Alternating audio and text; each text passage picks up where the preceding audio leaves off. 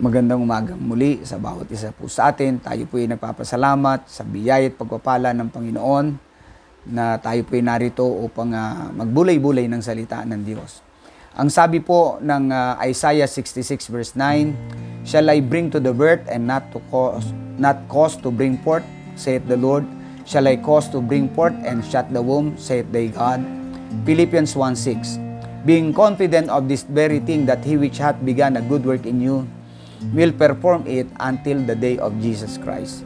Ito pong mga talatang ito, mga kapatid, ay nangungusap doon sa kakayanan ng Panginoon. God is able. Ang sabi nga po, ang Panginoon ba'y lumikha ng womb o sinapupunan at upang magkaroon ng sanggol ang sinapupunan na yan, pagkatapos hindi niya ba ito kayang kumbaga maipahintulot na maisilang? At ang Panginoon ay isang gumawa sa atin, kaligtasan natin. Hindi niya ba kaya tayong itawid hanggang sa araw ng pagbabalik ng Panginoon? Of course, God is able. God is able. Hindi God is disabled, no, hindi. God is able. So dito po, mga kapatid, ay maraming ilang aspeto po na sinasabi ng Bible patungkol sa God is able. Una po, ang God is able to graft them in again. It is about the Jewish people na kung saan nung sila'y nagkasala sa Panginoon, sila po'y isinaisantabi ng Panginoon as a nation. But of course, individually, may mga Hudyo na naliligtas. But as a nation, they were temporarily set aside. But the Bible says, brethren in the Lord, that God is able to graft them in again. At na kaya ng Panginoon na sila'y na iligtas uli sila ng Panginoon, kaya ng Panginoon na sila po ay yung biyayang kaligtasan at idil sila ng Panginoon at i-restore ng Panginoon.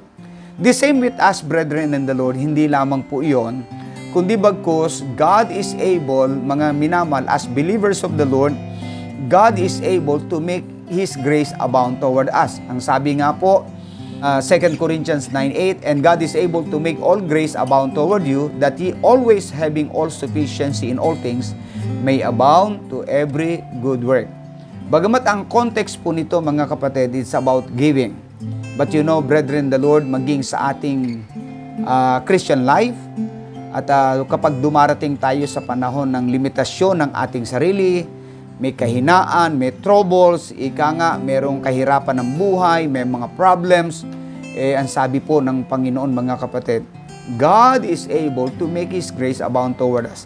Na yung biyaya ng Panginoon ay kaya niyang maging sapat at sobra pa doon sa kailangan natin upang magawa natin ang kalooban ng Panginoon. Kaya mga minamahal, may kakayanan ng Panginoon. Kaya hindi, kumbaga, kung sa pamagitan ng problema ay magkukwit tayo, sa pamagitan ng kahirapan ay titigil po tayo, mananawa tayo, lalong-lalo na kapag dumarating na tayo doon sa limitation ng sarili natin. Ang sabi ng Panginoon, ang pangako niya, God is able to make His grace abound toward you, brethren, brother or sister in Christ. Kaya po, mga kapatid, magpatuloy lang tayo. Don't quit, mga kapatid. Not only that, God is able to make him stand. Romans 14:4, "Who art thou that judgest another man's servant? To his own master he standeth or falleth. Yea, he shall be holden up, for God is able to make him stand." May kakayanan ng Panginoon na bigyan tayo ng strength, na kalakasan para tayong mga nahandusay, tayong bumagsak, tayo po mga nanlulupaypay, makatayo at magawa na muli ang ating tungkulin, ang ating ginagawa at paglilingkod sa Panginoon. Lalong-lalo na pagka maraming pagkakataon ay nandyan tayo, matagal na tayo, and all through the years, ang Panginoon, alam po natin, hindi nagpapabaya ang Panginoon sa ating mga buhay. Kaya brethren in the Lord, makikita natin na kailangan natin talaga ang manalangin at maghintay sa Panginoon. Anong sabi ng Bible? Na tayo po, that men ought always to pray and not to faint. Ang kailangan lang, manalangin, dumulog sa Diyos. God is able. God is able. At ang sabi nga po, bilang encouragement sa atin ng Panginoon, "They that wait upon the Lord shall renew their strength. They shall mount up with wings as eagle. They shall run and not faint. They shall walk and not faint." Doon natin makikita, mga kapatid, talagang sa ating pang-araw-araw na ginagawa, there are times na nakakapanlupaypay, darating tayo sa limitation ng buhay po natin, ng lakas natin. Pero mga kapatid, dahil sa Panginoon naman galing no, yung ating na maglingkod, yung desire natin na maglingkod sa Panginoon din. Siya rin ang tumawag, siya rin ang nag-utos sa atin na maglingkod sa Panginoon. So anong gagawin natin? Let's keep on. Sapagkat isusustain ng Panginoon ang kanyang mga anak na nagpapatuloy sa kanyang biyaya. Don't just quit. Wag lang tayo mag-quit. At tayo po ay good starter, but also let us be a good finisher.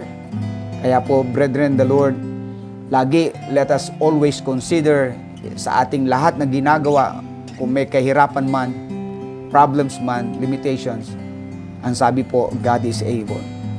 May kakayanan ng Panginoon na tulungan tayo at gabayan ang bawat isa.